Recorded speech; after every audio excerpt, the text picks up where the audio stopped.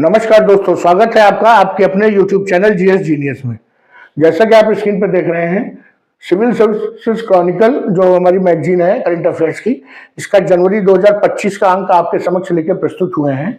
और इसके पहले भी मैं इसी मैगजीन से छोटे छोटे सेक्शंस को आपके समक्ष वीडियो के रूप में प्रस्तुत कर चुका हूं। आज हम अंतर्राष्ट्रीय जो संधिवाला और समझौते, अर्थात भारत ने जिन देशों के साथ कोई समझौता किया है, उनके साथ कोई बैठक हुई है, उस वाले सेक्शन को कवर करने जा रहा हूं।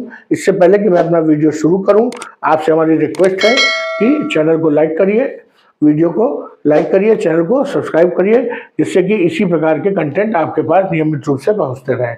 तो आइए शुरू करते हैं। राष्ट्रीय अंतर्राष्ट्रीय संधि एवं समझौते, इसमें जो सबसे पहला हमारा जो मुद्दा है वो है विश्व शहरी फोरम का 12वां संस्करण। ये कहाँ हुआ है? 4 से 8 नवंबर 2024 को मिस्र की राजधानी काहिरा में संयुक्त राष्ट्र मानव बस्ती कार्यक्रम यूएन हैबिटेट द्वारा आयोजित विश्व शहरी फोरम का 12वां संस्करण आयोजित हुआ और इनकी थीम थी it all starts at home. It all starts at home.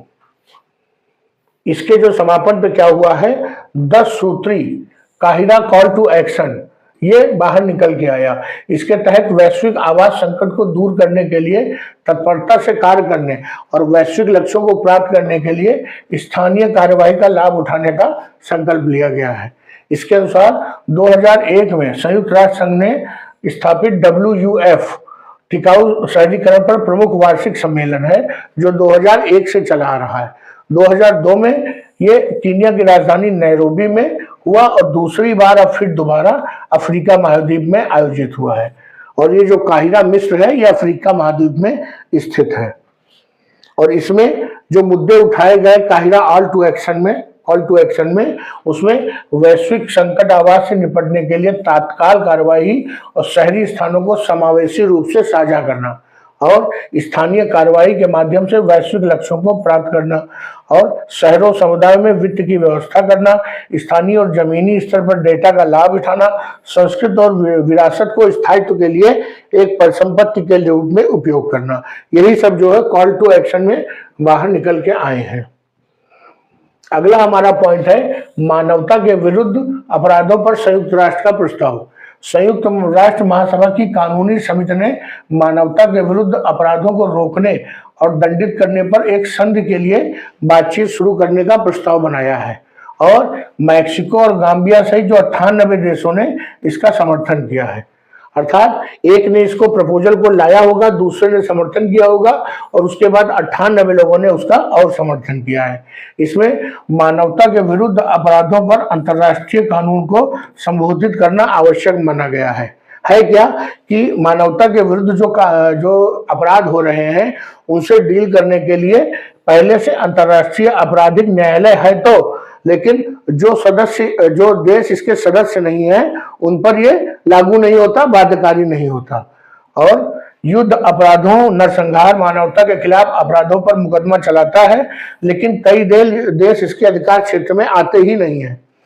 जब नई संधि संयुक्त राष्ट्र सभा की बन जाएगी तो आईसीसी के अधिकार क्षेत्र से बाहर जितने भी देश हैं वो सभी इसके अंतर्गत आ जाएंगे।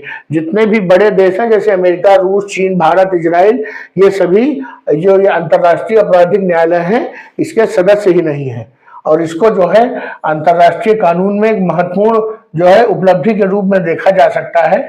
इससे इथियोपिया, सूडान, यूक्रेन, गाजा और म्यांमार जैसे स्थानों पर जो मानवता के विरुद्ध अपराध हो रहे हैं उनको निपटने में आवश्यकता होगी। बहुत लंबे समय से जो मानवता के विरुद्ध अपराध है उन पर एक संधि की आवश्यकता महसूस हो रही थी।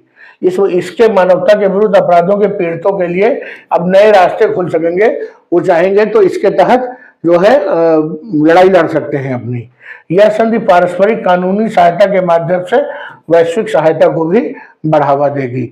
और मानवता के विरुद्ध अपराध रोकने के लिए इसके पहले से क्या प्रावधान है, तो अंतर्राष्ट्रीय मानवीय कानून जो है वो चौथा जिनेवा कन्वेंशन 1949 है, जैविक हथियार सम्मेलन 1972, रासायनिक हथियार सम्मेलन 1973 और अंतर्राष्ट्रीय आपराधिक न्यायालय के लिए रोम संविधि 1998 ये सभी प्रयास जो है मानवता के विरुद्ध जो अपराध है उनको रोकने के लिए किए गए हैं पहले, लेकिन ना तो वो ये प्रयास है इनका कोई बहुत ज्यादा असर नहीं हुआ है और अभी भी लगातार पूरे विश्व में मानवता को तार तार किया जा रहा है। भारत में क्या स्थिति है, तो अनुच्छेद 51 जो है, जो नीति निर्देशक तत्व हैं, वो अंतर्राष्ट्रीय शांति और सुरक्षा को बढ़ावा देने तथा अंतर्राष्ट्रीय कानून संबंधी दायित्वों के प्रति सम्मान को बढ़ावा देने का निर्देश देता है। अब इसके बारे में क्वेश्चन है, देख लेते हैं। जैविक हथियार कन्वेंशन 1972 अर्थात ये वाला, ये जो है 10 अप्रैल 1972 को हस्ताक्षर के लिए खोली गई और 26 मार्च 1975 को लागू हुआ। यह संधि सामूहिक विनाश के हथियारों पर प्रतिबंध लगाने वाली पहली बहुपक्षीय निशस्त्रीकरण संधि है। तो ये बिल्कुल सही है, ये दोनों पॉइंट इसके सही हैं, ये ए और दो दोनों सही हैं। तो मित्रों, जो अंतर्राष्ट्रीय संधि और अंतर्राष्ट्रीय समझौते वाला जो वीडियो है, छोटा सा वीडियो, यही समाप्त करते हैं।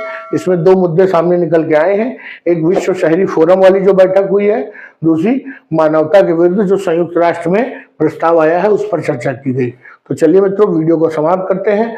हमारा कंटेंट आपके परीक्षा उपयोगी लगा हो तो वीडियो को लाइक करिए, चैनल को सब्सक्राइब करिए। धन्यवाद।